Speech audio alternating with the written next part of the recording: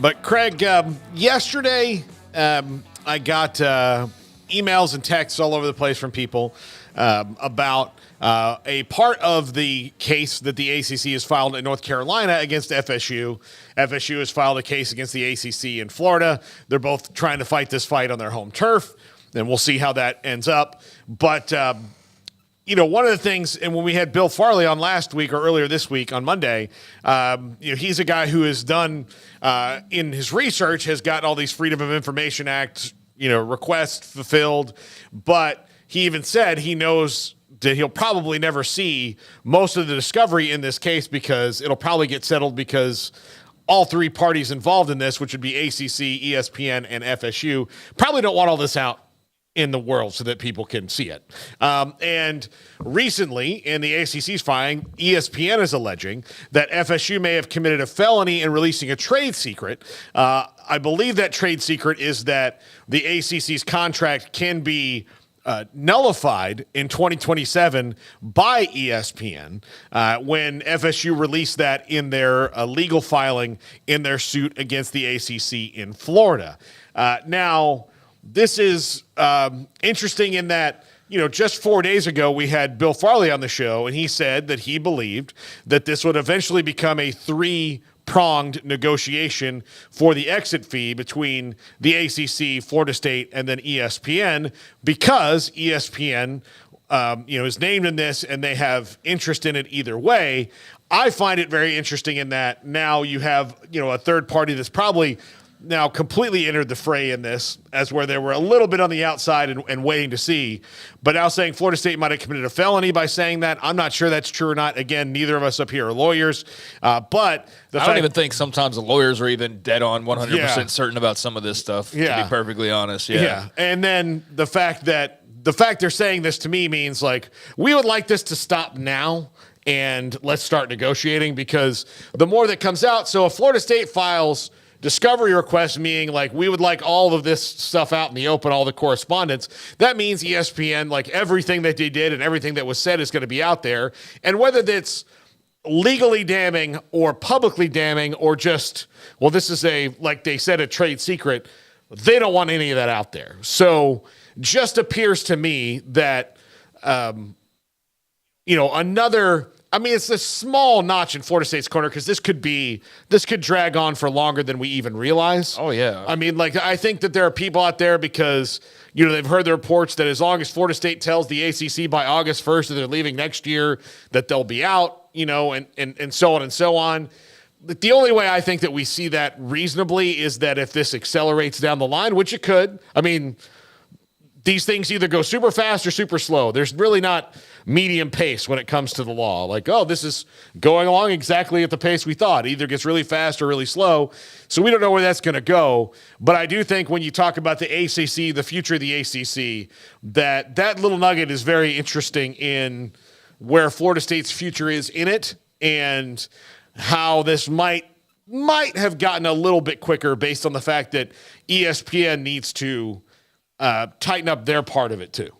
Yeah, I guess the most recent development prior to that was just the confirmation that they could buy their way out, right? That was already kind of known, but I guess it was just established that they had that opportunity, even though it's a price tag that they have no interest in actually paying. So that alone, even if there wasn't this other part, would lead you to believe that the best course of action for Florida State would be to negotiate, because I don't think you want to pay, what would it, like $500+ million, close to 600. I don't think, even with all the investments and routes that you could go in terms of financing, that's something you want to do if you don't have to. So there was that, and now this. And so, it's another reason why this seems like the best path forward for both parties is probably to go behind closed doors and settle their differences there versus dragging this out in court. But if you're the ACC and you're not willing to give up that easily, and I guess if you feel like you can drag this out or you can possibly win this at the end, then why capitulate? This was very interesting, though, from the standpoint of just what are those trade secrets? What would those possibly be that ESPN is so concerned about? And I know the quick reaction, especially for those who are following the story quite closely, is that they're worried about how like there's some collusion, right? Jack Swarbrick's son and his involvement in negotiating the TV deal, and that's what everybody thinks the smoking gun is, basically. So I could see where, yeah, something like that would be reason for ESPN to not want to have everything divulged. But yeah, who else or what else could that possibly entail? I don't know. And so, yeah, this is all very interesting, and I'm just kind of along for the ride here, because I don't know what's coming up next. I don't know a timeline. I do know that it just feels like there's no way that this can be repaired. But I also don't think there's any reason for the ACC right now to rush this and allow Florida State and inevitably what would then open the door to other parties to leave without really making them have to like walk through the mud a pretty good ways, right? Yeah. I mean, because they're even if like they go and all right, we agree to a deal and then we'll go grab like Tulane or whatever, and the theories that are put out there about how they would still survive, like I don't know how valid that really is. Well, that mutant conference. There's two factors at play in that, right? In that the contract says that as long as they stay above this threshold, right, ESPN has to pay them that much money and keep the yearly payments the same. The problem for the ACC now lies in the fact that in 2027, ESPN can look at it and go, yeah, which they could very well do, or want to go a different route altogether. If all of a sudden you look up in 2027 and there's no Florida State and no Clemson and potentially no North Carolina and whatever combination you want to throw out there. So, yeah, I don't know. I think it's very interesting and would love to be a fly on the wall in the ESPN and ACC meetings or phone calls where they're kind of setting their strategy up, because not knowing what those trade secrets are, but knowing that's obviously a touchy subject that they want to fight back on, that does add a little spice to what is already a very spicy story. So we know that Florida State's got the route of just paying a huge chunk of money. That's not the route they want to go down. We know that they feel like there's a smoking gun there with the negotiations and how all this came to be originally. And now we know that those negotiations, well, the ACC doesn't want those to be public, nor does ESPN. So, yeah, that just makes you even more curious about how all that came together and how nefarious maybe that it was, and how much of an argument that maybe Florida State does have in this whole thing. It's hard to tell, because when lawyers usually talk favorably about their stance. And so we get these lawyer statements, and I read one, I'm like, from the Florida State side, it's like, yeah, I think Florida State's got a good case here. And then I read the ACC side, I'm like, I don't know. I think the ACC's got some good defense, though. So I don't know. I don't know in the wash what side has the more favorable lineup of actions right now. But, yeah, this is getting even more litigious, and just you kind of feel the pressure building here on when and where and how this is all going to explode, and could be soon, could be a couple years down the line, but there is at least a little bit of a ticking clock. That feels that way for sure. So, yeah, that's interesting, and I would think that the longer this goes, yeah, the best bet would be to just go sit down at a table, much like the Pac-12 did eventually, and just settle or enough of the courtroom stuff, or, like the Pac-2 or the Pac-12 conference, not against Oregon State, I guess the 10 schools of you kind of lost one, and then you're like, let's not do this again. Let's just go ahead and wrap this all up. And I know that's the hope for most out there. From Florida State's standpoint, certainly that's your best out, is to get something negotiated down and then get what you want in the end. But from the ACC standpoint, is that the best option for them as well? Or is that just going to further hasten the ultimate demise of this conference? I don't know. It's hard to know what exactly is 100% truthful and what's not when it comes to the contracts and what people are saying. Yeah, and I think some of that, though, like the Swafford stuff and all that, the ACC's best defense in this, to me, seems that they can just say, well, you guys agreed to this. This is what you signed. This is what you agreed to. And the moving target on this for Florida State is none of us were here when that happened. This is a different leadership. We want different things. We think this contract should not have been agreed to. And this restricts the state of Florida. This is where it's going to be interesting. This restricts our ability to make as much money as we can, much like the NIL injunction that just happened with Tennessee and Virginia. So like those three things will be kind of the little targets for FSU, and the ACC can be like, look, it doesn't matter that in 2016 that you had a different president, a different athletic director, a different booster club president, and coaches, and everything's different. Like all that's changed. The rules of college football have changed. These other TV deals have happened. It does not matter that all happened because you didn't have the foresight to see that in 2016 and you signed the deal. You were with everybody then, and you should know that can't just change because you decided that all that could have happened, but since you didn't know it would, you just decided to sign it this way. So either way, it's going to be tough. So yeah, it feels like there's definitely momentum on Florida State's side. I hate all the clickbaity kind of crap though of like it's official, they're like moving on, and it's like no, we're not there yet. We might be getting closer, but it's not like inevitable and on the horizon. I tried to make this argument about a totally different subject. I won't revisit that, but here we are. And here's what is true. Florida State, at a point in the future to be determined, will not be in the ACC. Right. We can all agree on that. That is their organizational goal. Yes. To be out of it. And it might be 10 years, it might be a year, but they're not going to be in there in 20 years. They don't have a for sure home. They don't have a for sure outcome. They have plans, clearly, that we went over those with Bill Farley on Monday. Like they have a strategy to it, but how quickly this gets done is to be determined. Mm-hmm. Again, nothing surprises me in realignment is that we could wake up like sometime next week and this could be over. Yeah. And I would be less surprised than I would have been 5 years ago about these things.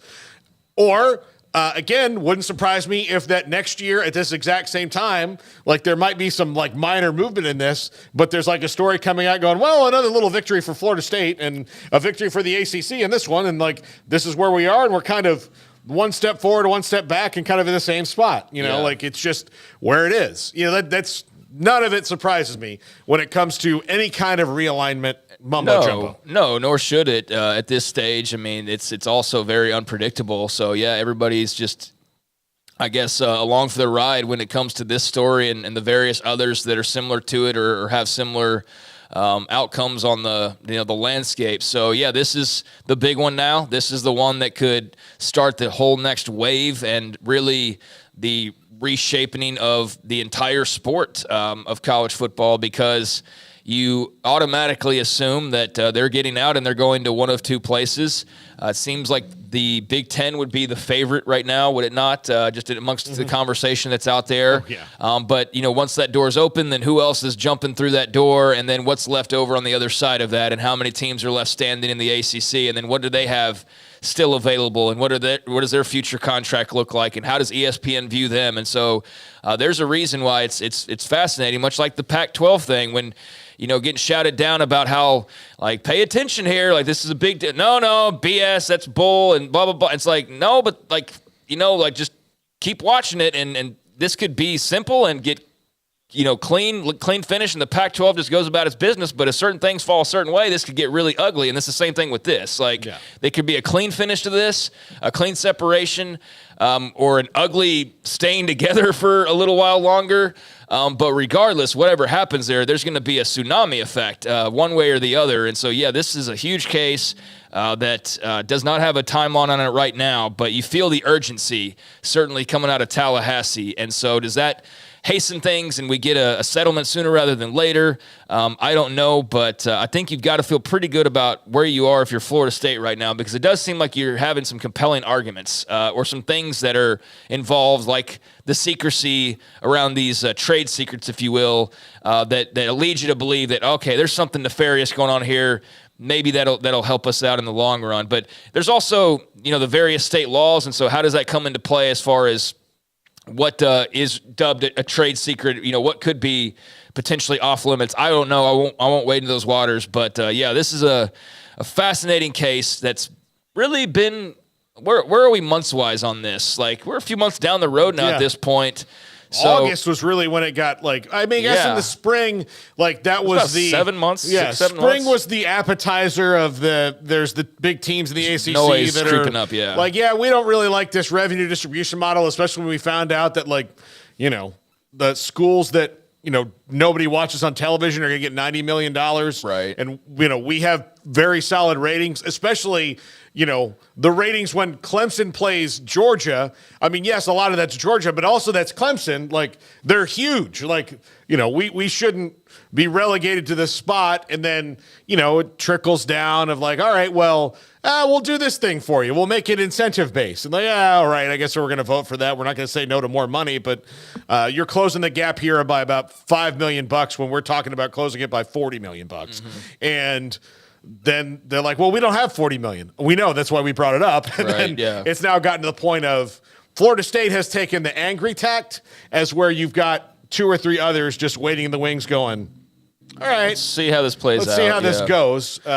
Your lawyers, you can spend the money on the lawyers, and then we'll do ours after you win or lose or whatever. Yeah, basically, I think that's basically what's going on. And yeah, I mean, you had all the expansion. I mean, if you're Florida State, how thrilled are you about Stanford and Cal and SMU? I don't know, but that all kind of coincided together. So that Big 12 Pac situation certainly led into this next phase, and so ACC's on the clock, and so are the Noles and their counterparts who we just referred to are kind of sitting back and waiting right now. But big win for one of those ACC schools there in Virginia as a part of that lawsuit along with Tennessee, and we'll see how that extends around the country and has an effect on NIL as a whole. But this one right here is the big one when you look at the concept of super leagues. Like, this is a story where if it did fall a certain way, you can see how that feeds into that type of a narrative or that thought that that's what we could be looking at, because you do have then a Florida State now joining another one of the 2 big conferences, and then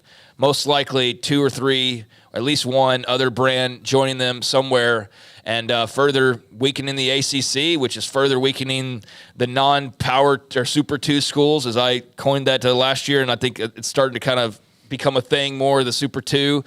So yeah, this is fascinating. I don't really love legal stuff, but this little Florida State ACC back and forth has been very interesting to follow from afar and read just some of the coverage of it. So what would what was the estimate now? It's like they'd have to pay $100 million, is that right? Yeah. Versus paying like $400+ million. Yeah. So that's much more doable. But yeah, if you can get that whittled down even further and find an easier way out, certainly that's what you'd want to do if you're Florida State. So yeah, this is going to be a story for a while until it isn't. And that's the hard thing to call, is when will this no longer be a story? But it doesn't seem to be anytime soon. All right, when we come back, Grayson Gruden